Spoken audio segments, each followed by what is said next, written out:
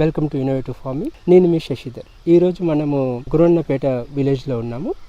కొమరవెల్లి మండలము, సిద్దిపేట జిల్లా. మనతో పాటు కీర రైతు బాలరాజు గారు ఉన్నారు. అతను కీరలో పండు ఈగని సమర్థవంతంగా నివారించానని చెప్పారు. మనతో పాటు అతనితో మాట్లాడే ప్రయత్నం చేస్తాం.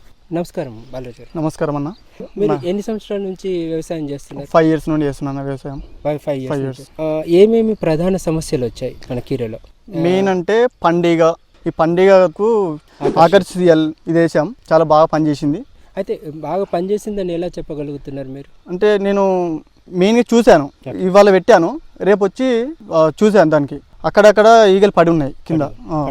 ఓకే, అయితే ఇది మీరు ఎలా వాడారో తోట రైతులకు వివరిస్తారు? చెప్తాను. ఒక 10 ml పెప్పరోనిల్ తీసుకొని ఆకర్షియల్లా ఒక 10 ml పోసి ఒక 5 minutes మిక్స్ చేయాలి. మిక్స్ చేసి ఒక స్పూన్తోని ఒక గోలీ మందం ఇంత చేకి వేసినాక ఇంత గోలీ మందం పెట్టుకోవాలి. Opposite stake పెట్టుకోవాలన్నట్టు.